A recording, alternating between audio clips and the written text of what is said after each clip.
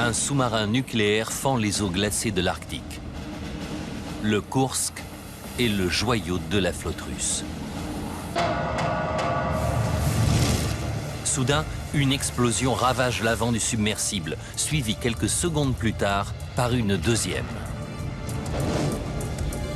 Le bateau se remplit d'eau et coule jusqu'au fond de l'océan. Comment une telle catastrophe a-t-elle pu se produire? En théorie, le Kursk ne pouvait pas sombrer. Grâce à la simulation informatique, nous allons vous montrer ce qui a provoqué le naufrage d'un sous-marin nucléaire, pourtant à la pointe de la technologie. Les catastrophes sont rarement le fruit du hasard. Elles résultent souvent d'un enchaînement d'événements malheureux que nous allons tenter de reconstituer dans cette minute de vérité.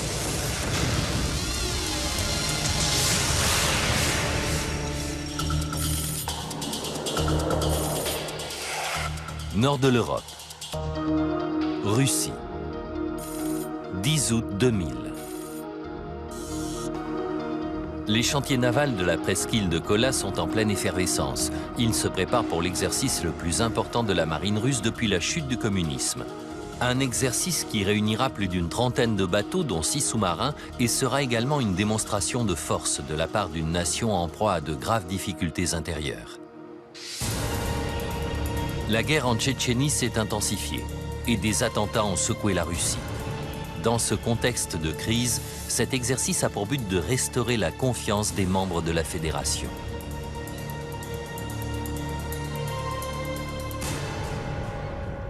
« 21h.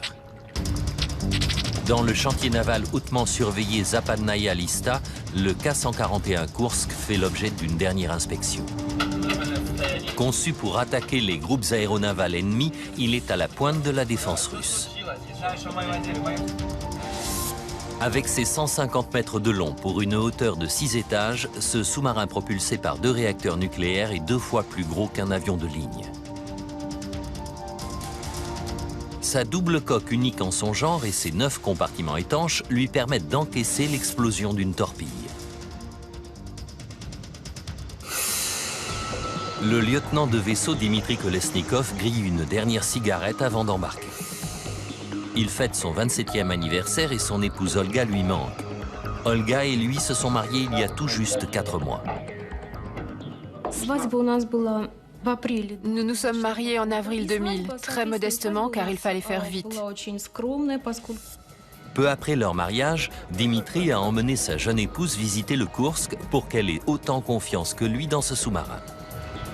Je ne m'attendais pas à ce qu'un sous-marin soit si énorme. La visite guidée inclut le compartiment des torpilles,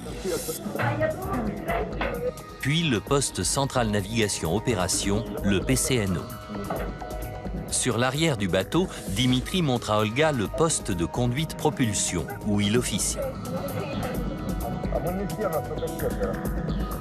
Viennent ensuite des lieux plus inattendus, comme le sauna et la piscine. Olga comprend alors pourquoi son mari est si heureux à bord. On pouvait effectivement aimer ce bateau. Le Kursk est équipé de 2 sas de sauvetage individuels et d'un 3e, assez vaste pour évacuer l'ensemble de l'équipage en une fois. Olga est rassurée. Dimitri va embarquer à bord d'un des sous-marins russes les plus sûrs de l'histoire. À 21h30, Dimitri rejoint les autres membres de l'équipage. Cette mission n'est qu'un exercice de 5 jours, mais le Kursk et son équipage sont quasiment parés pour un combat réel et le sous-marin regorge d'armes. 24 missiles de croisière sont logés dans des silos répartis de chaque côté du massif. Et à la proue se trouve le compartiment des torpilles. Il y a là 6 tubes lance-torpilles et de quoi abriter 24 torpilles. Pour cette mission, l'équipage s'est adjoint les services de Mamed Gadjiev, un spécialiste qui doit procéder à des essais sur des batteries expérimentales pour torpilles. Il est originaire du Daghestan, une région frontalière de la Tchétchénie. À 22h30, dans la pâle lumière d'une soirée d'été dans l'Arctique, le Kursk appareille. Vendredi 11 août. Dans la mer de Barents, à 140 km des côtes, l'exercice des forces navales bat son plein. Le Koursk participe à une simulation d'offensive, des navires russes jouant le rôle de cibles ennemies. Son commandant est le capitaine de vaisseau Gennady Lyachin, un pur produit du système soviétique et un des hommes les plus expérimentés de la marine russe. 14 heures. L'équipage s'apprête à tirer un missile de croisière contre sa cible, le Pierre-le-Grand, le vaisseau amiral de la flotte du Nord. La marine russe manquant cruellement de moyens, il est rarissime qu'elle tire un véritable missile et les hommes sont nerveux. Ils savent qu'il y a déjà eu plusieurs accidents lors de l'utilisation de ce type d'armement. En 1989, le Komsomolets avait été victime d'un incendie de carburant de missile dans un silo. Une chasse rapide avait permis de faire remonter le sous-marin en surface, mais on avait dû arrêter les réacteurs nucléaires. Le feu avait alors détruit le sous-marin privé de puissance, qui avait fini par sombrer, tuant 41 sous-mariniers.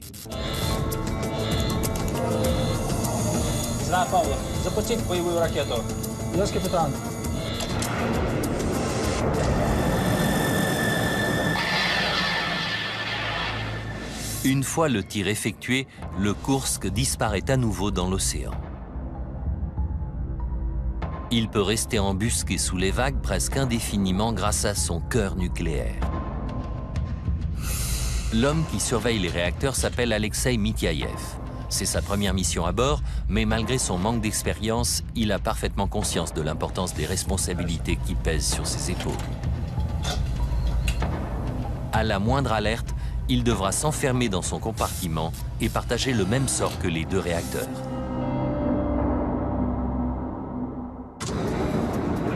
Samedi 12 août, deuxième jour. Le Koursk est prêt à entamer la dernière phase de sa mission, tirer 2 torpilles d'exercice contre le groupe aéronaval ennemi. À 11 h du matin, le commandant donne l'ordre de préparer le tube lance-torpille numéro 4. L'équipage est en effervescence. Cela fait près de 2 ans que le Koursk n'a pas tiré de torpille. Cette arme d'exercice mesure 65 cm de diamètre pour 11 mètres de long et pèse 4 tonnes et demie. L'équipage appelle ces gros engins Tolstushka, les grosses filles. Comme toutes les torpilles d'exercice, elle n'est pas équipée d'une charge militaire, mais d'un simple poids pour l'équilibrer. 11 h 08. Gennady Lyachin a décidé de lancer son attaque à l'immersion périscopique. Il cherche les navires ennemis et repère bientôt sa cible. Après s'être assuré qu'il s'agit bien du Pierre-le-Grand, il poursuit la procédure. Il demande un écho-sonar pour évaluer la distance par rapport à la cible.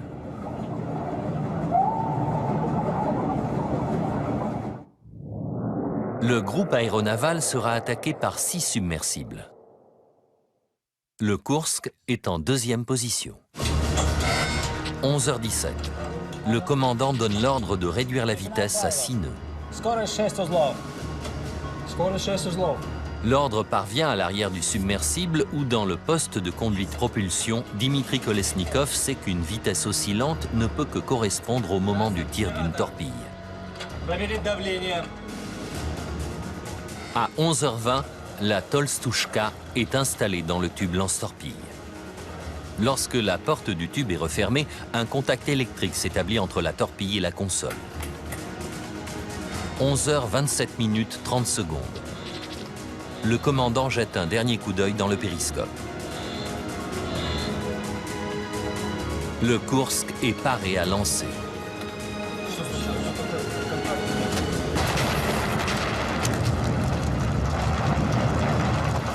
Une onde de choc dévaste le poste central navigation-opération. Les hommes sont projetés au sol et une fumée toxique envahit le local. Le Koursk est dans une situation critique. Avec à son bord une centaine de tonnes d'explosifs, 24 missiles de croisière et 2 réacteurs, il risque une catastrophe nucléaire.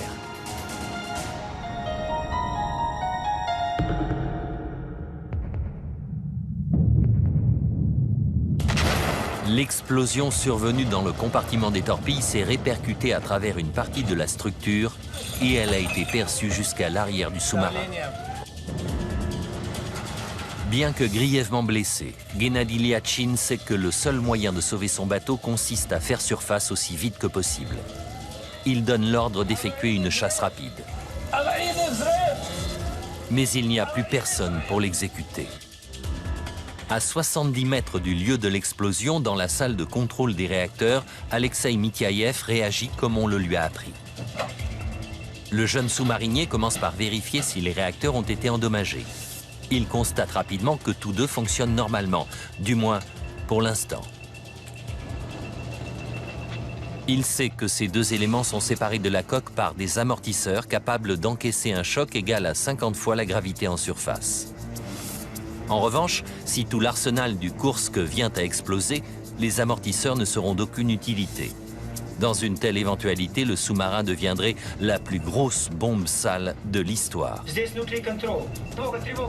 Alexei s'enferme dans son compartiment. Il tente de joindre le PCNO, mais sans succès.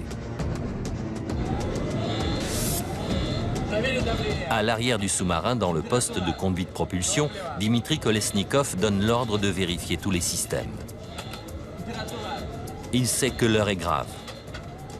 Pourquoi ne sent-il pas le mouvement ascensionnel de la chasse rapide? Dans la salle de contrôle des réacteurs, Alexei est confronté à un dilemme terrible. Il doit impérativement donner de la puissance pour les manœuvres ordonnées par le commandant, tout en se tenant prêt à arrêter les réacteurs pour éviter un accident nucléaire. Une mauvaise décision de sa part et c'est tout l'équipage qui se retrouvera en danger. Au PCNO, l'air extrêmement chaud regorge de vapeur toxique. Le commandant et la plupart des hommes sont morts. Ne recevant aucune consigne de son supérieur, Alexei s'apprête à arrêter les réacteurs.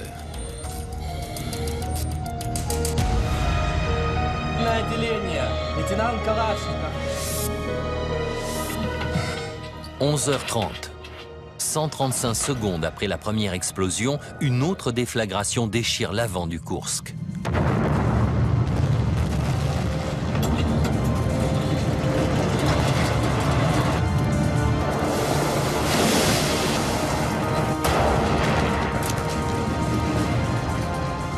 Alexei prend sa décision.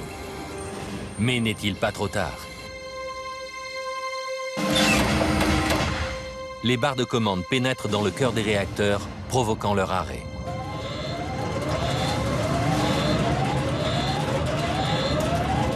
Dimitri et ses hommes restent à terre, là où ils sont tombés, attendant l'impact désormais inévitable sur le fond.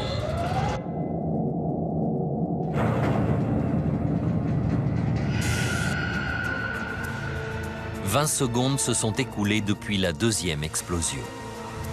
À une quarantaine de kilomètres de là, l'amiral Popov, commandant de la flotte du Nord, observe l'exercice de tir des torpilles depuis le Pierre-le-Grand. Une violente onde de choc ébranle soudain le bâtiment. L'opérateur sonar, le lieutenant de vaisseau Lavrinyuk, consigne le point d'origine de l'onde de choc.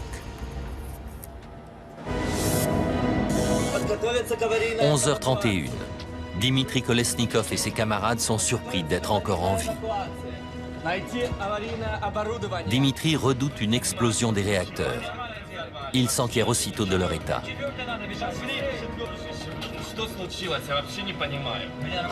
À son plus grand soulagement, il apprend qu'ils ont été arrêtés d'urgence.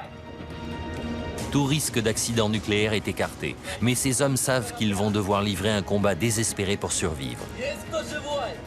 Du haut de ses 27 ans, Dimitri Kolesnikov prend le commandement du Kursk.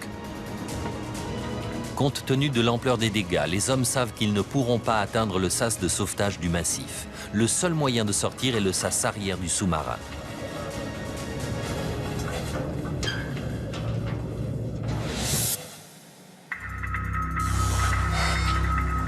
« 13h15.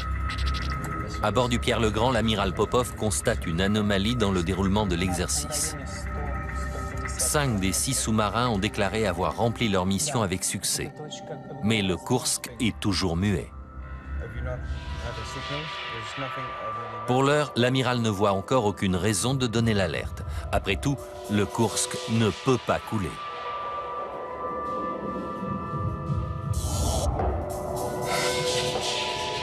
« 13h30, 2 heures après les explosions.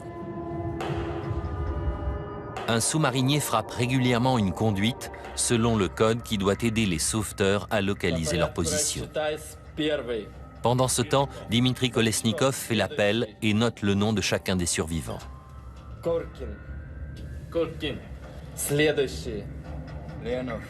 Il consigne ensuite les événements qui ont conduit ces hommes au compartiment 9. 23h30.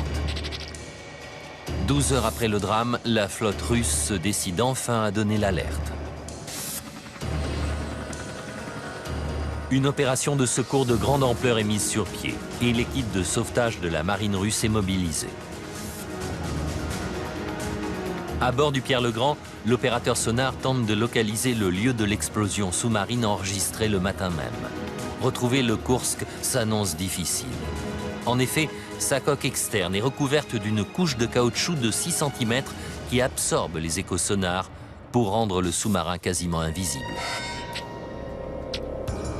4h30 du matin, au bout de 5 heures de recherche, l'opérateur sonar du Pierre-le-Grand localise enfin le K-141.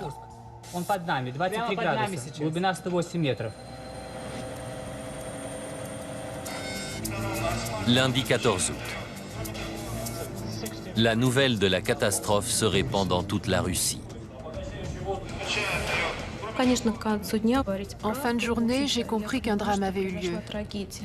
On se demandait dans quel hôpital on allait le conduire. On a préparé des vêtements chauds, des médicaments. Tout le monde voulait donner un coup de main. En apprenant la nouvelle, le père de Dimitri, dans la marine depuis 40 ans, exhorte tout le monde à la prudence. Je savais dès le départ que les chances de survie étaient minimes. Le plus important était d'acheminer le matériel. La Russie dispose de 2 sous-marins de surveillance sophistiqués susceptibles de fournir un soutien à l'équipe de sauvetage, mais ils sont indisponibles. Ils ont été loués pour participer à une expédition sur l'épave du Titanic à 5500 km de là. L'opération sera donc effectuée par les 3 submersibles restants. Hélas, n'ayant guère été entretenus, ils sont en piètre état et leur équipage manque d'entraînement. Ils tentent malgré tout de s'accoler au Kursk. Mais aucun d'eux ne parvient à s'arrimer de manière étanche au sas. Et la tentative se solde par un échec. Le monde entier suit désormais les opérations de sauvetage. Sous la pression internationale, les Russes demandent à une équipe britannico-norvégienne d'organiser une mission de secours. À 7h45, le matin du lundi 21 août, 9 jours après le naufrage, des plongeurs parviennent enfin à ouvrir le sas de sauvetage. À l'autre bout de ce conduit de 2 mètres de long se trouve l'accès au compartiment 9. Se pourrait-il que des marins soient encore en vie, ayant pu trouver une poche d'air à l'arrière du sous-marin?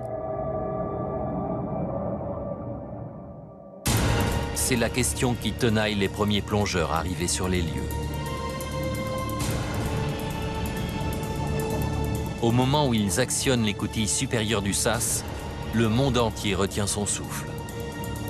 Mais lorsqu'ils ouvrent les coutilles inférieures, ils constatent que l'intérieur du sous-marin est inondé. Les 118 sous-mariniers qui étaient à bord ont péri. Le premier cadavre qu'ils récupèrent est celui de Dimitri Kolesnikov.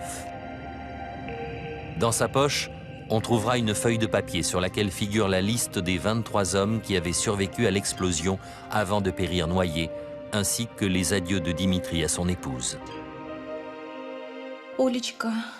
Ma petite Olga, il fait trop sombre pour écrire, mais je vais essayer. Il semble qu'il n'y ait aucune chance, peut-être 10 ou 20%. J'espère au moins que quelqu'un lira ces lignes. Amitié à tous. Ne désespérez pas, Kolesnikov. Comment le Kursk, réputé insubmersible, a-t-il pu subir une telle avarie? Pourquoi le sous-marin n'a-t-il pas eu le temps de faire surface? Et pourquoi n'y a-t-il eu aucun survivant?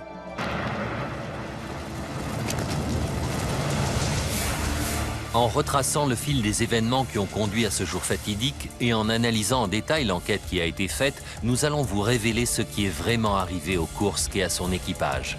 La simulation informatique va vous emmener là où aucune caméra ne peut aller, au cœur de la catastrophe.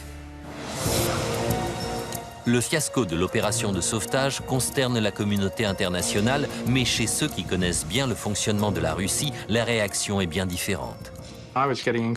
J'étais de plus en plus en colère. Je connaissais l'attitude des militaires russes qui veulent toujours, avant tout, protéger leur image.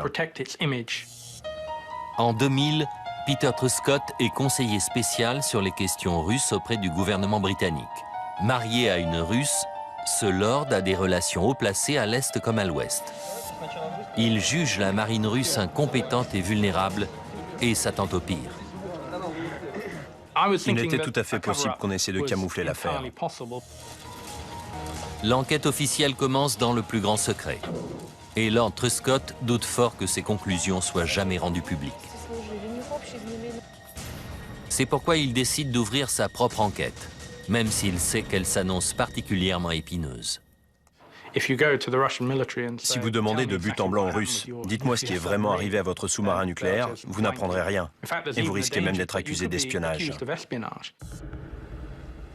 Grâce à ses relations, il commence à traquer la moindre bribe de renseignements.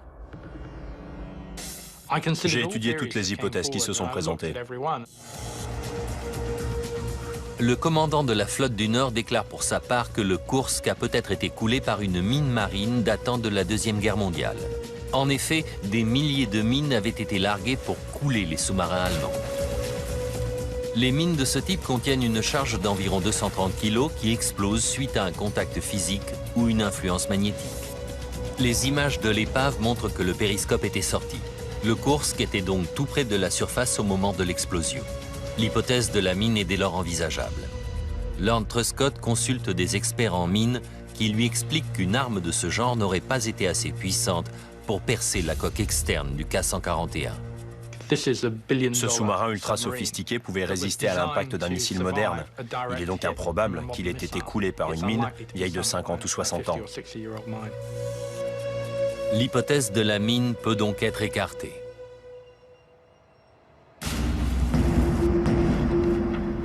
Deux jours après le drame, Lord Truscott voit surgir une autre hypothèse, l'acte terroriste. D'après une agence de presse tchétchène, un membre de l'équipage aurait fait sauter le Kursk en soutien aux combattants musulmans de Tchétchénie. Des soldats russes se faisaient tuer en Tchétchénie. On parlait du terrorisme tchétchène. Alors quand le Kursk a coulé, les gens se sont demandé s'il pouvait s'agir d'un attentat. Qui avait accès à l'avant du sous-marin?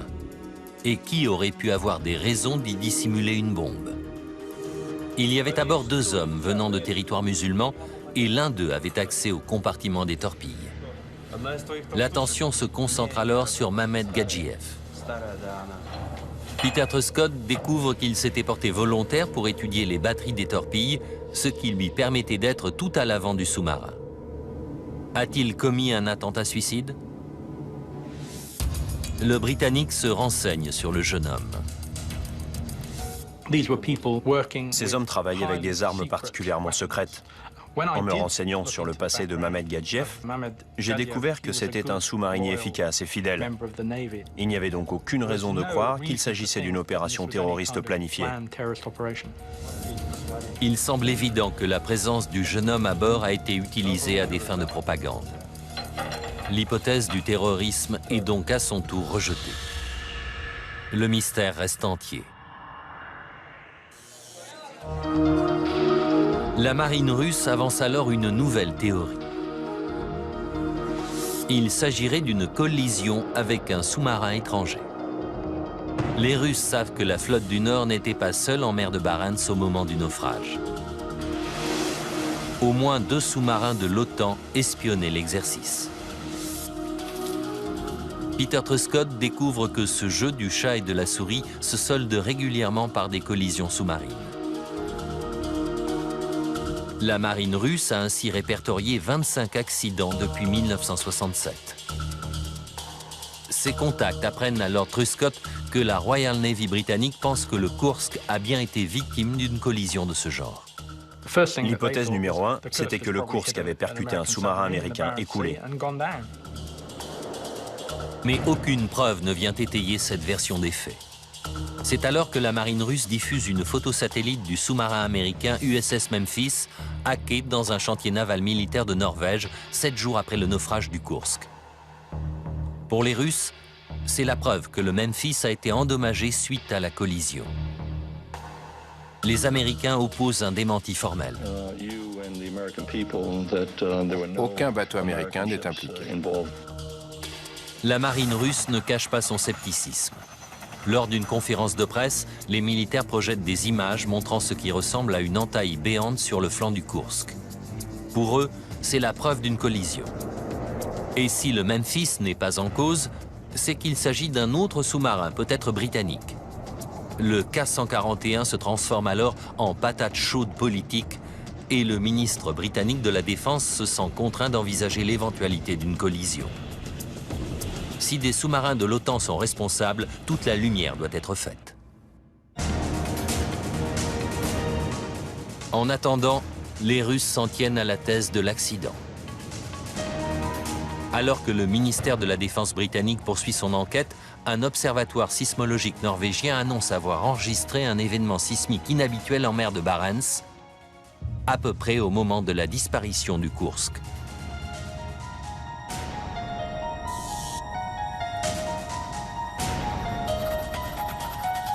L'écho de l'agonie du K-141 apportera-t-il la preuve qu'il y a eu collision? Le gouvernement britannique se procure ces données capitales et les envoie au sismologue David Bowers. Les renseignements contenus dans ce sismographe sont remarquables. L'expert compare la forme de cet événement à une base de données d'autres signaux sismiques. Elle ne correspond en rien au tracé d'un tremblement de terre ou d'une collision. Elle indique une explosion sous-marine. Une explosion très puissante, l'équivalent d'environ 5 tonnes de TNT. Le scientifique poursuit son analyse en remontant dans le temps. Et ici, 135 secondes auparavant, il découvre un autre événement sismique, presque invisible dans le bruit de fond. Il est 100 fois plus réduit que l'événement numéro 2, mais suffisant malgré tout pour être repéré à plus de 400 km. Et si la marine russe avait vu juste? Si cette trace indiquait bien une collision qui serait à l'origine de la deuxième explosion plus violente? David Bowers analyse la forme du premier événement. En l'agrandissant pour que sa taille égale celle du deuxième, il trouve l'indice qu'il cherchait. Si on compare le signal du deuxième événement avec celui du premier, il s'avère très similaire, ce qui nous amène à conclure que le premier indique aussi une explosion sous-marine.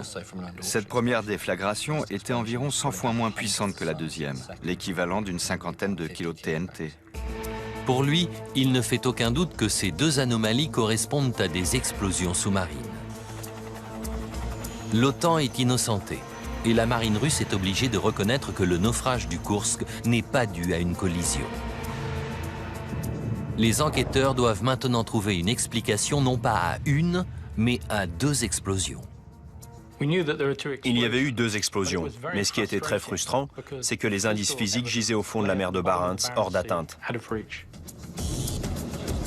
Craignant les retombées politiques du désastre, le président Vladimir Poutine donne l'ordre de renflouer le sous-marin. Ce sera l'une des opérations de renflouement les plus audacieuses de l'histoire.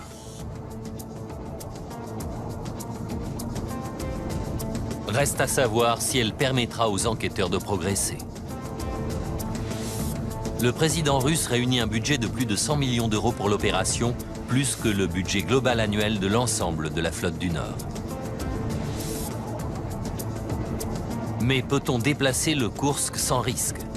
Ces 2 réacteurs nucléaires se sont trouvés à quelques mètres d'une explosion de forte puissance. Ont-ils été endommagés?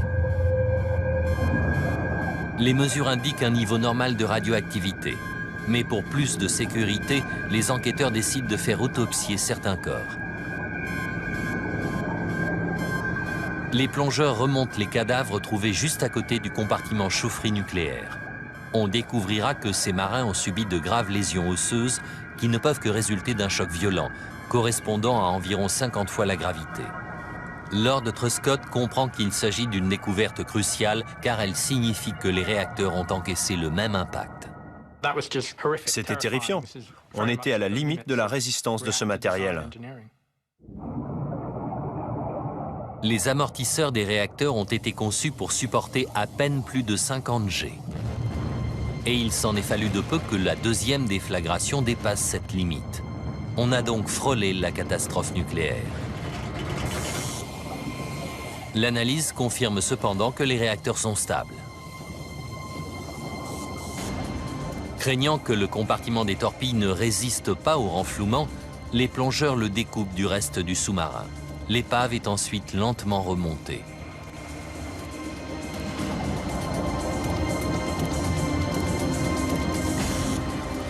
« 14 mois après son naufrage, le K-141 est remorqué jusqu'à un chantier naval de la presqu'île de Kola.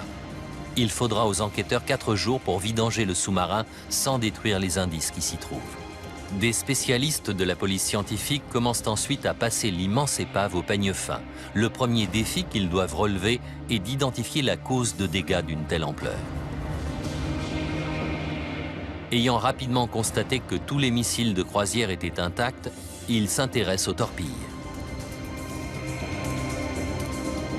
Bien que le compartiment des torpilles soit resté au fond de la mer, en analysant la répartition des dégâts sur l'épave, les enquêteurs parviennent à établir que 5 à 7 torpilles ont explosé presque simultanément.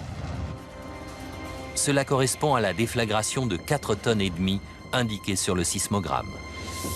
Peter Truscott est convaincu qu'il s'agit là de la cause de la deuxième explosion.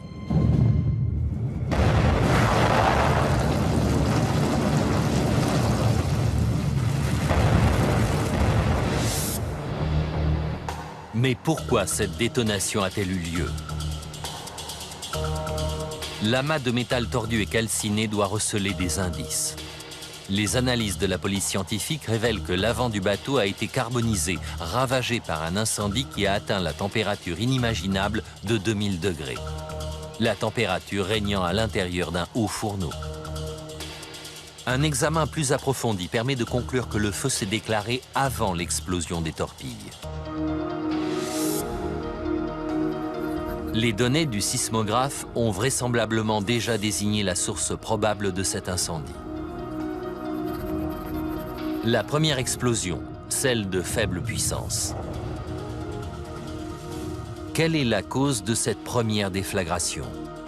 Voilà désormais la grande question.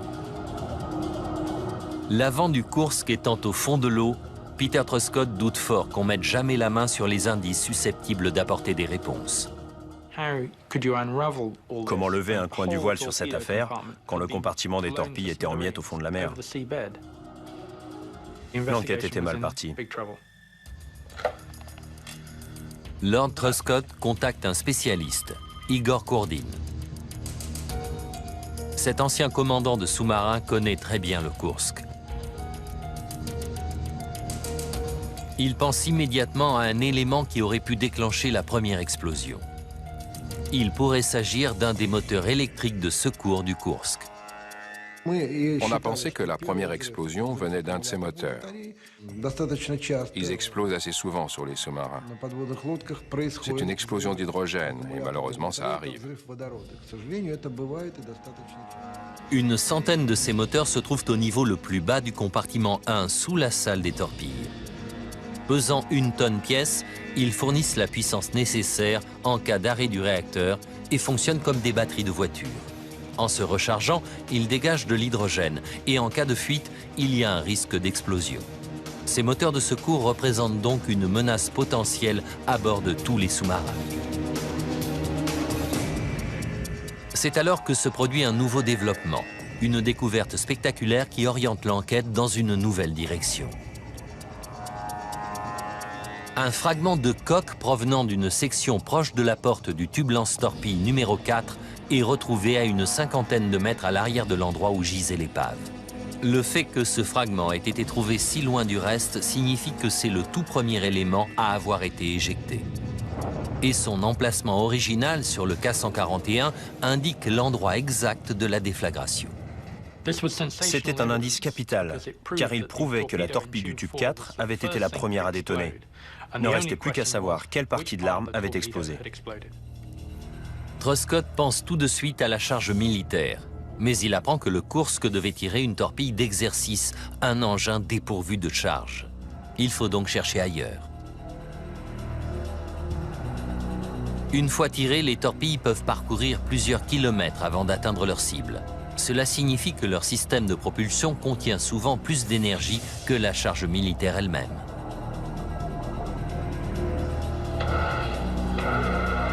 Lord Truscott s'intéresse donc au système de propulsion.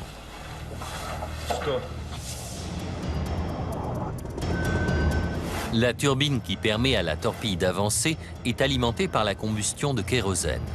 Sous l'eau, en l'absence d'air, l'oxygène nécessaire à cette combustion est stocké sous la forme de peroxyde d'hydrogène hautement concentré, le HTP. Sur le papier, ce système de propulsion est efficace et sans risque, mais des experts expliquent à Peter Truscott que le HTP a des propriétés dangereuses. Lorsque certains métaux ou simplement de la rouille entrent en contact avec du HTP, ils font office de catalyseur. Le peroxyde d'hydrogène se décompose alors en un mélange d'oxygène et de vapeur, dégageant au cours de cette réaction énormément de chaleur et une soudaine dilatation des gaz. Dans une torpille, cela peut faire des ravages. J'ai été sidéré de découvrir que des torpilles à HTP étaient très dangereuses, surtout quand on les manipulait mal. Lord Truscott apprend que ce matériel a déjà provoqué plusieurs accidents.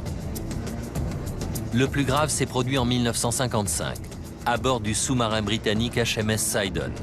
Une torpille à HTP a explosé lors de son chargement dans le tube, entraînant la mort de 13 hommes. La leçon tirée de cet accident a été que les marines devaient abandonner ce type de matériel. Tout le monde l'a compris, sauf l'Union soviétique. Le Kursk n'est-il qu'un sous-marin de plus à avoir été victime de cette bombe chimique à retardement? C'est en tout cas sur cette hypothèse que se penche à présent Igor Kourdin.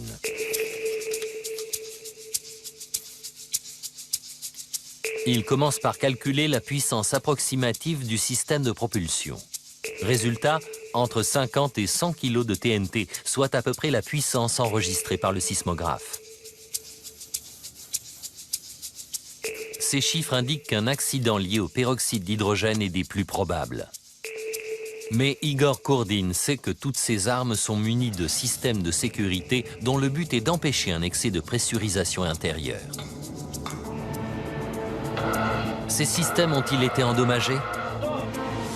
Grâce à ces relations, Igor Kourdin obtient le carnet d'entretien des torpilles d'exercice du Kursk et ce qu'il découvre le sidère. Ces torpilles provenaient d'un lot de 10 fabriqués en 1990. 6 avaient été aussitôt refusés car présentant des soudures défectueuses. Mais les soudures sur les armes d'exercice n'avaient jamais été vérifiées.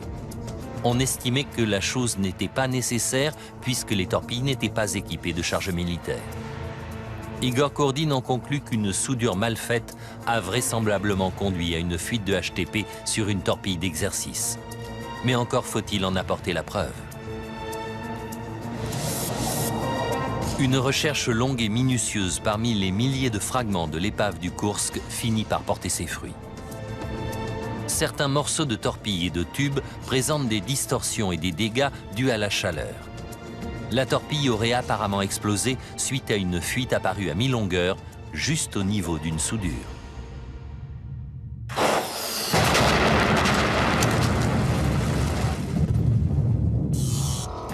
Mais cette hypothèse soulève plus de questions qu'elle n'apporte de réponses. On sait que les tubes lance-torpilles sont munis de systèmes de sécurité. Leur porte intérieure est 3 fois plus résistante que leur porte extérieure. En cas d'explosion à l'intérieur du tube, la déflagration est ainsi canalisée vers l'océan et non vers l'intérieur du sous-marin. Autre problème, la puissance limitée de l'explosion du HTP n'aurait pas pu traverser la cloison séparant le compartiment des torpilles du PCNO, le poste central navigation opération. C'était incompréhensible.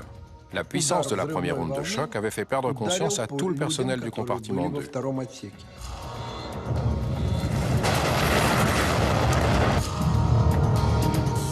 Seul moyen de résoudre ce paradoxe, reprendre l'examen de l'épave rouillée du Kursk. Les spécialistes de la police scientifique finissent par retrouver la porte intérieure du tube lance-torpille encastré dans la première cloison, 12 mètres en arrière de son emplacement d'origine. Son analyse montre que si la porte était bien fermée au moment de l'explosion, elle n'était pas complètement verrouillée, ce qui a nui à sa résistance. Fort de sa longue expérience, Igor Kordin croit savoir pourquoi cette porte n'était pas verrouillée. La connexion électrique entre la torpille et la porte du tube a tendance à accumuler de la poussière. L'équipage est donc généralement obligé d'ouvrir la porte du tube plusieurs fois pour nettoyer cette connexion avant de pouvoir terminer la procédure de vérification des systèmes. Pour Igor Kordin, c'est simplement la malchance qui a fait que la porte était mal fermée au moment où la réaction chimique a fait exploser la torpille. Cette théorie laisse encore aux enquêteurs un problème de taille à résoudre. Comment une explosion d'une puissance aussi faible a-t-elle réussi à détruire le PCNO? Il était clair que le peroxyde d'hydrogène était la cause de la première explosion.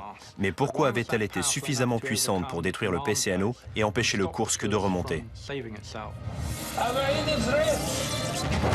Déclencher la manœuvre de chasse rapide ne prend que quelques secondes, mais cette procédure d'urgence élémentaire n'a pas été lancée.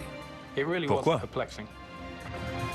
La réponse à cette interrogation sèmera le trouble dans toute la flotte russe et apportera une lumière nouvelle sur le sort tragique de Dimitri Kolesnikov et de ses 22 camarades.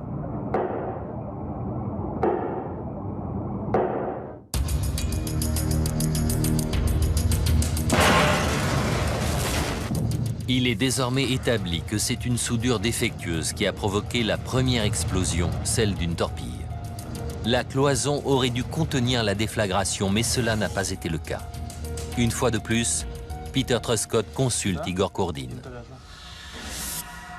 Ce dernier sait que la cloison séparant les deux premiers compartiments aurait largement dû pouvoir contenir l'explosion dans le compartiment avant. Il cherche des défauts éventuels de conception sur l'avant du K-141.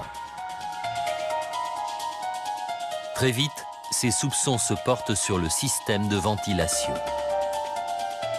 Un conduit de 40 cm de diamètre court le long des 4 premiers compartiments.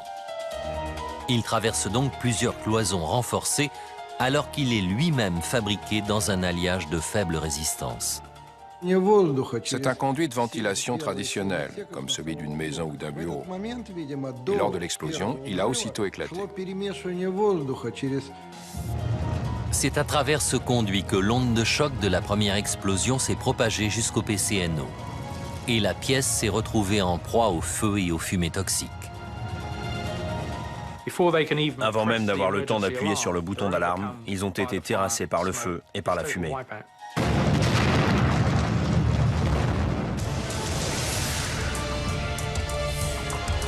Lord Truscott a pu reconstituer l'enchaînement des événements qui ont conduit à la tragédie du Kursk.